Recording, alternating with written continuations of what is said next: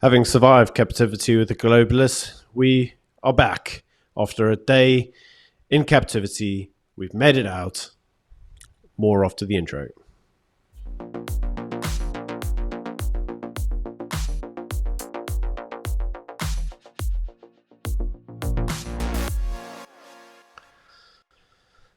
And welcome back to Morning Shots. Ramon, we spent today 24 hours with the globalists.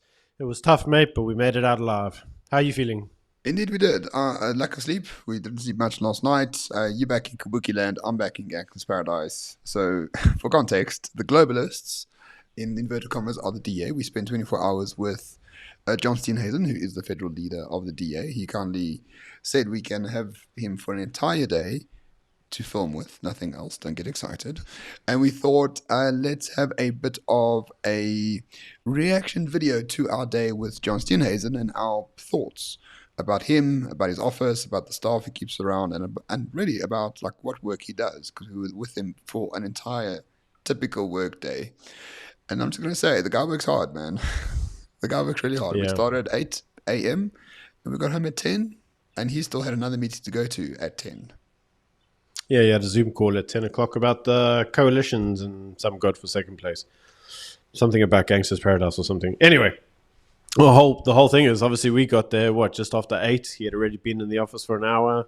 He dropped us off at 10 after having even gone neighborhood watch patrolling around some godforsaken place in Cape Town.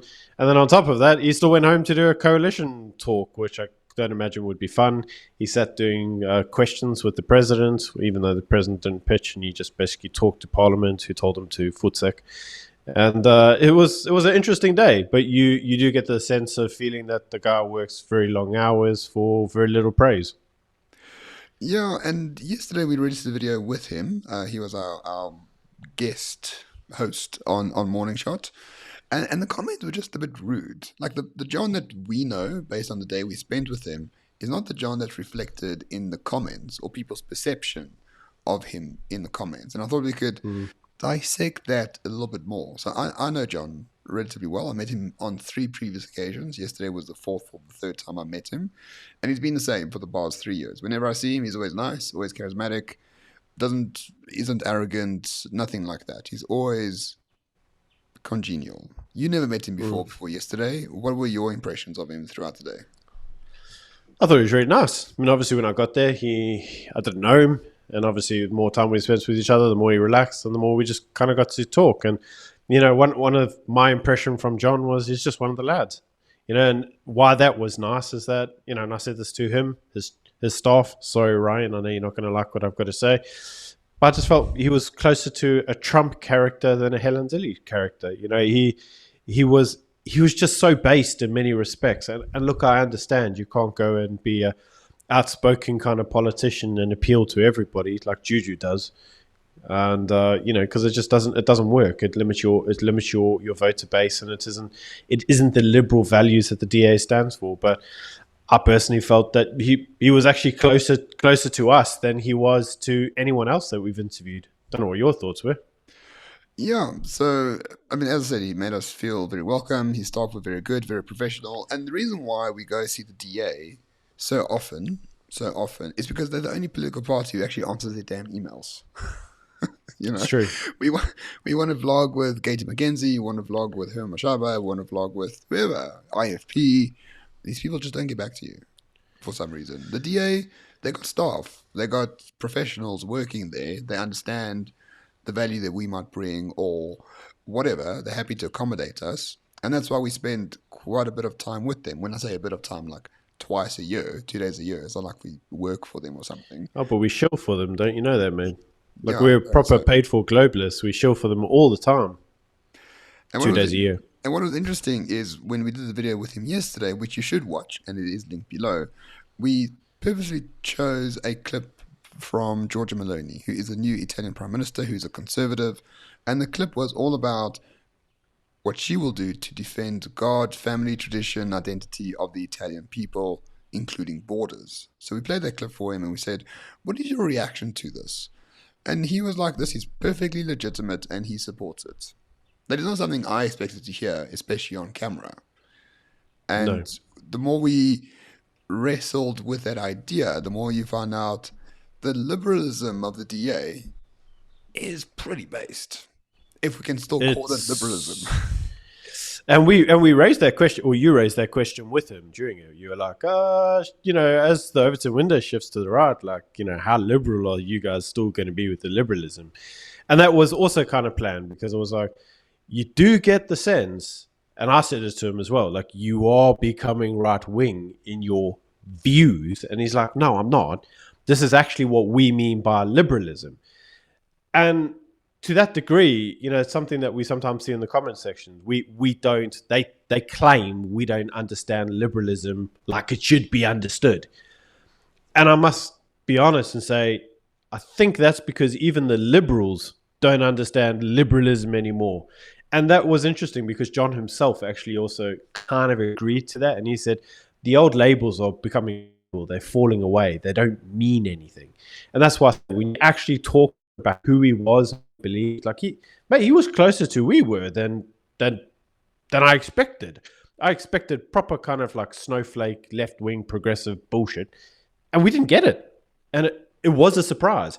So as a result, the big thing we've seen in the comment sections is that loads of people are like, well, it's a load of bullshit. It's lies. It's insincere.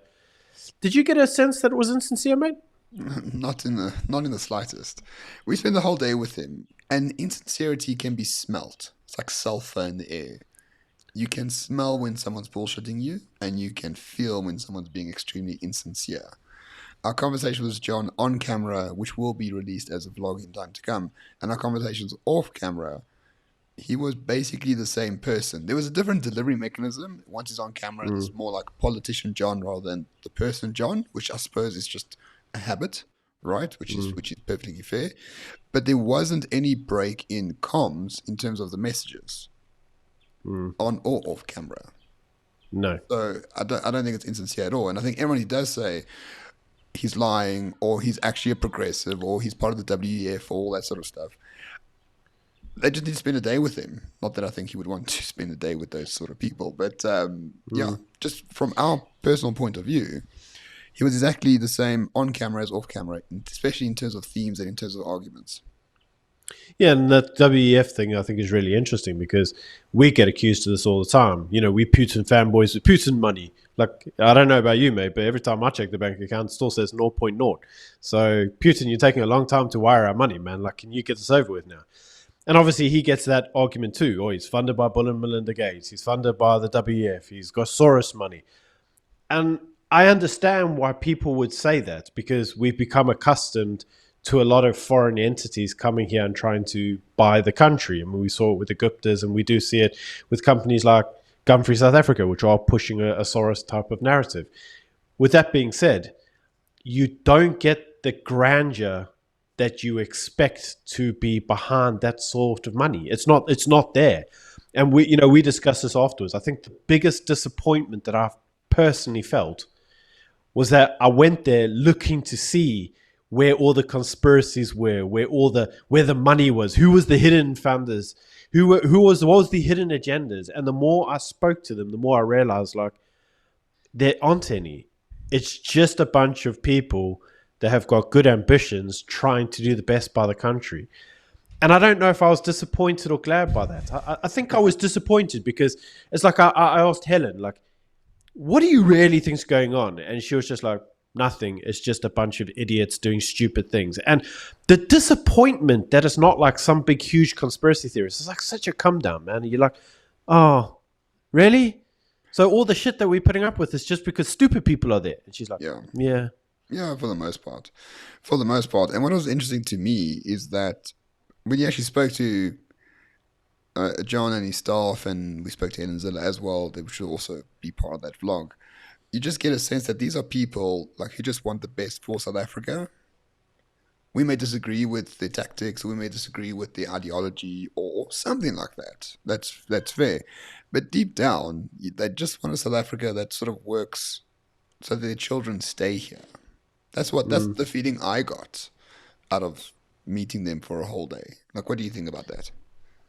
Yeah, I mean, it's no secret. I worked for some very high political people for 4 years in the UK, so I've got an experience of the political arena. And when you talk about globalist type agendas and foreign entities in the UK, that kind of makes sense because quite often even the cabinets are subject to European directives, and then there's higher bodies, WHO, there's WEF, there's all those other entities that interact, and they form part of the policy documentation. And so if somebody came to you and gave you an idea, well, there was some kind of hidden kind of prerogative there, you'd be like, oh, okay.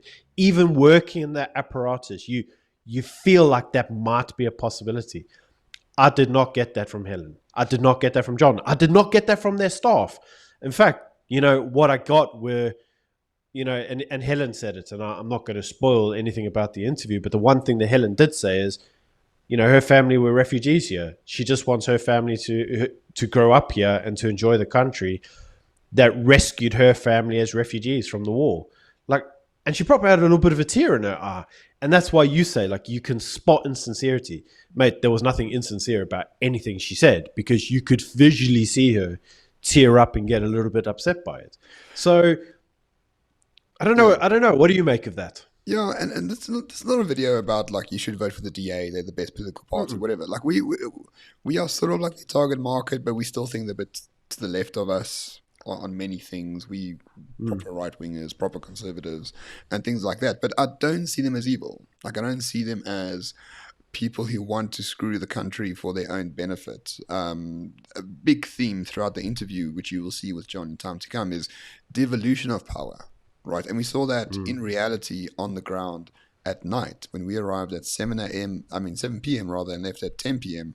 We walked a township in Strand, and the mayor of Cape Town was there, John Steenhuisen was there, JP Smith, the MEC for Safety and Security, was there, and we spoke to all those people like, what are we doing here? And they're all about, this is community empowerment, this is the city plus communities equals safety.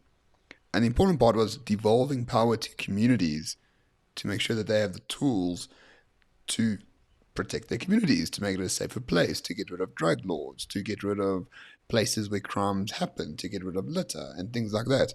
There is a huge fixation on like sort of community development. That doesn't sound like globalism to me, right? Globalism is about centralizing power overseas somewhere and using, financial speculators to do the rest. This was, and I hate to use the term, like sort of an attempt to have actual empowerment for poor people on the ground. And you can see the way that John or Jordan or JP spoke to the people. Like it was really a case of, what are the issues? We can't solve all of them for you. We can try as best as we can. But how can we empower you to do it? And what tools can we give you in our limited budget to do that? Right? That just doesn't feel like WEF nonsense. That just doesn't feel like it feels quite the reverse, mate. Exactly. Feels quite the reverse. It's like make up your own mind and just kind of get on with it because we can't control you or support you because we don't have the mechanisms to. There's not that controlling mechanism, mate. And that's why I say, like, in the UK, you might feel like that would be part of the mode of operation. You would expect it because it's such a controlling state with CCTV everywhere and mass surveillance, and there's a good functioning police force. Like, sometimes you have to remind yourself, this is South Africa. And as we spoke about, I think the biggest sense of, I don't know if it's disappointment or relief or what, is that you are on your own. Like, no one's here trying to control us. But there's a reason for that. It's because they don't give a shit, mate. Like, we're on our own. We are literally on our own. No one's coming to help us. And you get that from the sense, even with talking with the DA, they're like, look, man, like, you're kind of on your own. So we will empower you where we can, but you're going to have to sort a lot of these problems out yourself. And that was far and closer to dealing with the type of things that we talk about than I expected. It was far closer to our ideas. And also, I think that feeling of isolation where like no one cares about you, I think it applies to the DA as well. Like you can tell like they're sort of locally funded, not extremely well funded. They don't have like fancy stuff around the offices. They're just bog standard offices. And fundamentally, I think globalist people don't really give a shit about SA. And it applies to our political parties as well. And I think once we understand that, we can understand that we are on our own, including the political parties. So we're sort of more similar than we might believe otherwise. I'm not saying you should vote Absolutely. for them. I'm not saying we're going to vote for them. That is just our impressions of our day with John Steenhuisen and his team. A full vlog, an interview will be released very soon on this channel. And then you can judge for yourself.